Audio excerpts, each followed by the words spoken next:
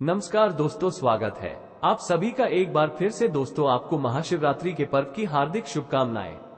शास्त्रों के अनुसार महाशिवरात्रि के दिन ही भगवान भोलेनाथ शिवलिंग के रूप में प्रकट हुए थे। इसलिए इस दिन शिवलिंग का पूजन करना सर्वश्रेष्ठ माना जाता है। शिवलिंग का पूजन करने से भगवान भोलेनाथ पार्वती की असीम कृपा प्राप्त होती है। वैसे तो महाशिवरात्रि पर भगवान भोलेनाथ का पूजन रात्रि के चारों पैरों में किया जाता है, लेकिन भगवान भोलेनाथ का पूजन प्रदोष काल में भी अवश्य करना चाहिए। प्रदोष काल स्वयं भगवान भोलेनाथ का काल होता है। मान्यताओं के अनुसार प्रदोष काल के समय भगवान भोलेनाथ शिवलिंग में विराजमान रहते हैं। इसीलिए महाशिवरात्रि के पावन पर्व पर आप प्रदोष काल में भगवान भोलेनाथ का पूजन अवश्य ही करें। दोस्तों, इस वर्ष की महाशिवरात्रि बहुत ही शुभ और सिद्धि योग में मनाई जाएगी। ऐसे में आपको बता दें कि महाशिवरात्रि और प्रदोष व्रत का शुभ मुहूर्त क्या रहेगा। तो प्रदोष व्रत की शुरुआत 13 फरवरी 2023 शुक्रवार को रात 11:36 पर होगी और इसका समापन 18 फरवरी 2023 दिन शनिवार को रात 8:02 पर होगा। उदया तिथि के अनुसार प्रदोष व्रत 18 फरवरी को रखा जाएगा। दोस्तों, धर्म शास्त्रों के अनुसार प्रकृति का नियम है कि जो महाशिवरात्रि होती है वह गजल के हर एक बूंद की तरह पवित्र मानी जाती है, शुभ कारक मानी गई है। हमारी हिंदू परंपरा में शिवरात्रि का बहुत महत्व है और यह पर्व फाल्गुन मास की कृष्ण पक्ष की चतुर्दशी को मनाया जाता है। माना जाता है कि इस दिन प्रकाश के रूप में शिव जी प्रकट हुए थे। शिव जी का विवाह मां पार्वती के साथ इस दिन हुआ था। शास्त्रों के अनुसार माना जाता है कि महाशिवरात्रि के दिन से ही सृष्टि का आरंभ हुआ था। गरुड़ पुराण, स्कंद पुराण, पद्म पुराण और अग्नि पुराण आदि में शिवरात्रि का वर्णन मिलता है। इस दिन अगर आप केवल पूजा पाठ भी करते हैं तो यकीन मानिए जीवन में सुखों की प्राप्ति होती है। इस दिन भगवान भोलेनाथ की साधना करने से धन धान्य और सुख भाग्य में वृद्धि होती है। ये दिन भगवान भोलेनाथ को प्रसन्न करने का बहुत ही खास दिन माना जाता है। दोस्तों, भगवान भोलेनाथ भोले भंडारी है। वो एक लोटा जल से भी प्रसन्न हो जाते हैं, मात्र एक बेलपत्र से भी अति प्रसन्न हो जाते हैं। लेकिन भगवान भोलेनाथ शीघ्र गुस्सा भी हो जाते हैं। जहां भगवान भोलेनाथ को कुछ चीजें प्रिय है तो वहीं कुछ चीजें प्रिय भी है। कुछ चीजें ऐसी हैं जिनका अगर भगवान भोलेनाथ की पूजा में इस्तेमाल न किया जाए तो भगवान भोलेनाथ का पूजन अधूरा रह जाता है। वहीं कुछ चीजें ऐसी होती हैं जो अगर अनजाने में आप भगवान भोलेनाथ को अर्पित कर देंगे तो उसे भी भगवान भोलेनाथ आपसे रुष्ट हो जाएंगे। इसलिए भगवान भोलेनाथ की पूजा करते समय कुछ बातों का विशेष ध्यान रखना चाहिए। तो आज के इस वीडियो में हम आपको बताएंगे कि महाशिवरात्रि के पावन पर्व पर क्या करें, क्या न करें, कौन सी वस्तु है जो भगवान भोलेनाथ को अति प्रिय है और कौन सी ऐसी वस्तु है जो भगवान भोलेनाथ को बिल्कुल भी प्रिय नहीं है, कौन सी वस्तु है जो भगवान भोलेनाथ को भूल से भी अपितु नहीं करनी चाहिए। दोस्तों, सबसे पहले जानते हैं कि महाशिवरात्रि के पावन पर्व पर क्या करना चाहिए जिससे भगवान भोलेनाथ और मां पार्वती का आपको आशीर्वाद प्राप्त हो सके। दोस्तों, महाशिवरात्रि के दिन भगवान भोलेनाथ की पूजा सफेद या लाल रंग के वस्त्र धारण करके करें। सफेद और लाल रंग के वस्त्र धारण कर भगवान श्रीनाथ का पूजन करना बहुत ही शुभ माना जाता है।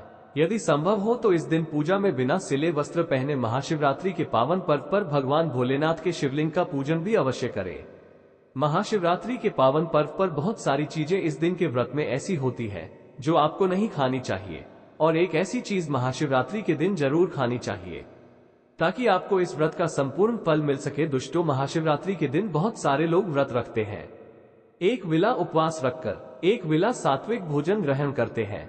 महाशिवरात्रि का व्रत अगर आप रखते हैं तो ध्यान रखें शरीर में पानी की कमी ना हो।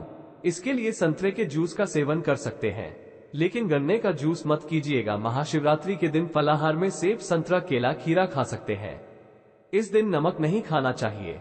बहुत से लोग साधा नमक का खाना खाते हैं तो आपको खा सकते हैं, लेकिन सफेद नमक को मत खाइएगा। काला नमक यानी ब्लैक सॉल्ट को मत कहिएगा। आलू का प्रयोग कर सकते हैं, भूलकर भी चावल, रोटी, अनाज का प्रयोग मत कीजिएगा। आप गेहूं तो एक बार खा सकते हैं, लेकिन चावल मत कहिएगा। इस बात का ध्यान रखिएगा कि दही वगैरह भी खा सकते हैं, कोई दिक्कत नहीं है। मीठी चीजों का सेवन जरूर करें। गाजर, लौकी की खीर, साबूदाने की खिचड़ी यह खा सकते हैं। इस दिन कुट्टू के आटे का खाना भी आप बना सकते हैं और खा भी सकते हैं, लेकिन अनाज और साधारण नमक का इस दिन व्रत में बिल्कुल प्रयोग न करें। लेकिन वो खास चीज जो शिवजी पर अर्पित भी की जाती है और खाई भी जाएगी वो है पंचामृत। तो दोस्तों, पंचामृत आप जरूर कीजिएगा। और बाद में से प्रसाद के रूप में ग्रहण भी कीजिएगा। दोस्तों, महाशिवरात्रि का मतलब है कि भगवान शिव का रात्रि के समय पूजा करना। इसे भगवान भोलेनाथ अति शीघ्र ही प्रसन्न हो जाएंगे और आपको मनचाहा वरदान देंगे। महाशिवरात्रि पर भगवान शिव के साथ माता पार्वती का पूजन भी अवश्य करें। ऐसा करने से आपको भगवान शिव के साथ माता पार्वती का भी आशीर्वाद प्राप्त होगा। महाशिवरात्रि के दिन भगवान भोलेनाथ के शिवलिंग पर बेलपत्र अवश्य ही अर्पित करें। बेलपत्र भगवान भोलेनाथ को अति प्रिय है। बेलपत्र के बिना भगवान भोलेनाथ का पूजन अधूरा माना जाता है। बेल के पत्ते को बेलपत्र नहीं माना जाता। दोस्तों, एक भी में जो 3 पत्तियां जुड़ी हुई होती है उन्हें बेलपत्र कहा जाता है। एक दिन में 3 जुड़े हुए बेलपत्र ही शिवलिंग पर अर्पित करें और चंदन से उन पर और ओम नमः शिवाय लिखकर उन्हें अर्पित करें। ऐसा करने से भगवान शिव का आशीर्वाद प्राप्त होगा। दोस्तों, इस दिन रात्रि में भगवान शिव का जागरण अवश्य करना चाहिए, जिससे आपको महाशिवरात्रि का पूर्ण फल प्राप्त हो सके। महाशिवरात्रि के दिन भगवान शिव की पूजा करने से पहले भगवान श्री गणेश, भगवान श्रीहरि, काठी के नंदी जी और मां पार्वती का पूजन भी अवश्य करें, नहीं तो आपको भगवान शिव की पूजा का फल प्राप्त नहीं होगा। इस दिन बैल को हरा चारा खिलाना चाहिए, क्योंकि बैल को नंदी जी का रूप माना जाता है, जो भगवान शिव को अत्यधिक प्रिय है। दोस्तों, महाशिवरात्रि पर इन कार्यों को करने से भगवान भोलेनाथ की कृपा प्राप्त होती है, साथ ही शुभ फलों की प्राप्ति भी होती है। दुष्ट शास्त्रों में ये भी वर्णित है कि महाशिवरात्रि के दिन क्या नहीं करना चाहिए, जिससे कि भोलेनाथ आपसे रुष्ट न हो। तो आइए ये भी जान लेते हैं। दोस्तों, भगवान भोलेनाथ और माता पार्वती की कृपा प्राप्त करने के लिए महाशिवरात्रि के पावन पर्व पर क्या नहीं करना चाहिए। महाशिवरात्रि के दिन देर तक सुबह सूर्योदय से पहले उठकर स्नान कर ले। ऐसा करना आपके लिए अत्यंत शुभ कारक होगा। इस दिन भूलकर भी काले रंग के वस्त्र धारण करें। इस दिन काले रंग के वस्त्र धारण करना शुभ माना जाता है। महाशिवरात्रि के दिन शिवलिंग पर चढ़ाई गई चीजों को बिल्कुल ग्रहण न करें, क्योंकि शिवलिंग पर चढ़ाई गई चीजों का ग्रहण करना शुभ माना जाता है। यदि आप शिवलिंग पर जल चुरा रही हैं, तो ध्यान रखें, शंख से जल बिल्कुल भी न चढ़ाएं। भगवान को आप लोटे से जल अर्पित करें और लौटी से भी जल चढ़ाते समय इस बात का ध्यान रखें कि अगर आपने जल में दूध या फिर दही मिलाया है, तो आप दूध और दही से भगवान का अभिषेक करते समय तांबे के लोटे का इस्तेमाल न करें, क्योंकि तांबे के पात्र में दूध और दही से जहर बन सकता है। इसीलिए दूध दही से भगवान भोलेनाथ का अभिषेक करने के लिए आप स्टील या फिर पीतल के लोटे का या फिर चांदी के लोटे का इस्तेमाल अवश्य करें। महाशिवरात्रि के दिन दोस्तों, भगवान शिव की पूजा में तुलसी का प्रयोग भूल से भी न करें, क्योंकि आप ऐसा करते हैं तो आपको पूजा का पुण्य फल प्राप्त नहीं होगा। इस दिन भगवान शिव की पूजा में केतकी और चंपा के फूलों का प्रयोग नहीं करना चाहिए, क्योंकि भगवान शिव की पूजा में इनका प्रयोग करना वर्जित माना जाता है। भगवान शिव की पूजा में हल्दी और कुमकुम का प्रयोग बिल्कुल भी ना करें, क्योंकि भगवान शिव बैरागी है और हल्दी और कुमकुम शुद्धता के प्रतीक होते हैं। तो ऐसे में भगवान शिव की मूर्ति है शिव परिवार के रूप में है, जहां भगवान श्री गणेश, भगवान कार्तिकेय और माता पार्वती है, तो आप वहां पर भगवान शिव को हल्दी कुमकुम से तिलक कर सकते हैं।